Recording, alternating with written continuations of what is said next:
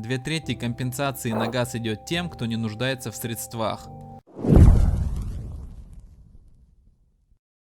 Около 2/3 экстренной помощи на оплату газа направляется домохозяйствам, которые в ней особо не нуждаются. Таков результат совместного исследования Кёльнского института экономических исследований, Потсдамского института исследований воздействия на климат и Института экологических исследований имени Лейбница в Эссене. Ранее о нем сообщил журнал Шпигель. Согласно расчетам, в компенсированных выплатах больше всего нуждается домохозяйство с чистым доходом менее 2700 евро в месяц, которые тратят более 10% от 100% на отопление, горячую воду и электричество. Это касается 34% получателей экстренной помощи в рамках частных домохозяйств. Растущая опасность энергетической бедности в Германии особенно остро стоит как раз перед этой группой населения. Чрезвычайная помощь не является социально сбалансированной. Согласно исследованию, уровень компенсации расходов на газ и отопление, которую государство выплачивает всем частным домохозяйствам в Германии в декабре, социально не сбалансирован. Так, потребители газа и централизованного теплоснабжения должны быть освобождены от налога,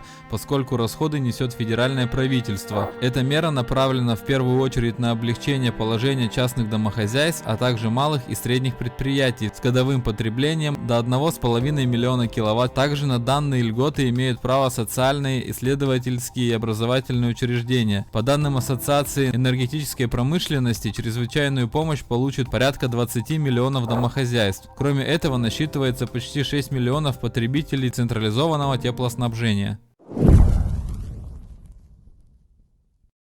Германия стареет, а число работающих сокращается. Германия становится все старше и старше, и вместе с этим растут проблемы в области занятости и наличия персонала по уходу. Ожидается, что к 2035 году число людей в возрасте 67 лет и старше увеличится на 4 миллиона и достигнет 20 миллионов. И напротив, число людей трудоспособного возраста в ближайшие 15 лет сократится примерно от 1,6 до 4,8 миллионов человек. Средний возраст жителей Германии продолжает расти. Сегодня это порядка 45 лет. Таким образом, он уже на 5 лет выше, чем год объединения Германии в 1990 году. Ожидаемая продолжительность жизни в настоящее время составляет 78,5 лет для мужчин и 83 года для женщин. Таковы основные положения нового прогноза развития населения, представленного Федеральным статистическим управлением в Берлине и рассчитанного на период до 2070 года. Согласно этому, число людей в возрасте 80 лет и старше остаются относительно стабильными до середины 2030-х годов и составят от 5 до 7 миллионов. Однако затем оно значительно возрастет, что приведет к значительному увеличению потребностей в медицинском персонале. Потребность в уходе будет быстро расти в Восточной и Западной Германии, прогнозирует эксперт по населению Destatis Carsten Lümmer. В 2070 году число людей в возрасте 80 лет и старше будет составлять от 8 до 10 миллионов человек, и сегодня 55% всех нуждающихся в персональном уходе уже относятся к этой возрастной группе.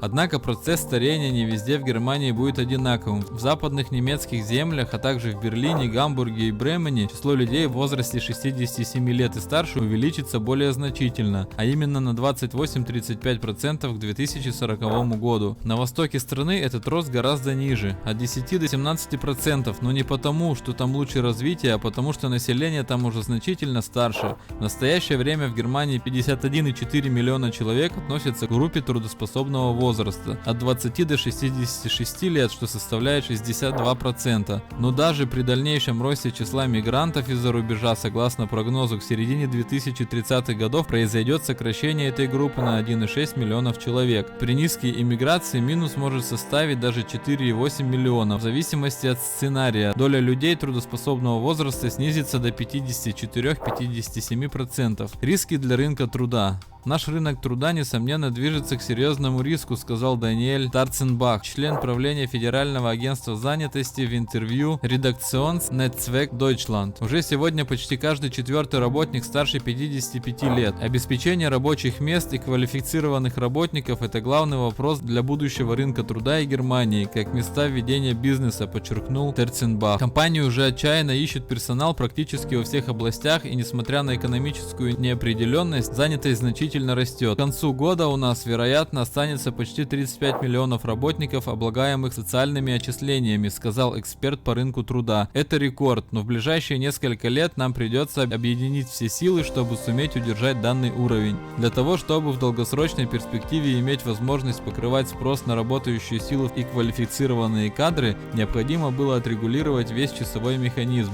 В дополнение к дальнейшей иммиграции следует также полностью использовать уже имеющийся в стране потенциал. Ключевым рычагом является квалификация. Только в Германии 1,6 миллионов молодых людей в возрасте до 35 лет не прошли профессиональное обучение, сказал эксперт по рынку труда, добавив, чем выше квалификация, тем ниже риск остаться без работы. Население растет за счет беженцев и иммиграции. В конце 2021 года в Германии проживало 83,2 миллиона человек, и это число вырастет до 84 миллионов уже к этому году. Без мигрантов население пошло бы уже давно на убыль, поскольку с 1972 года число умерших превысило число родившихся. В частности, в текущем году число появившихся на свет в период от августа снизилось на 8% по сравнению с 2021 годом. Статистики подозревают, что причиной этого стала кампания по вакцинации против коронавируса 2021 года, изначально ориентированная на людей старше 60 лет и особо уязвимые группы. Многие молодые пары, вероятно, хотели подождать и посмотреть, как будет развиваться пандемия, сказал консультант The Status Ольга Петш. Более того, в течение длительного времени не поступало вообще никаких рекомендаций на сей счет от постоянной комиссии по вакцинации беременных женщин.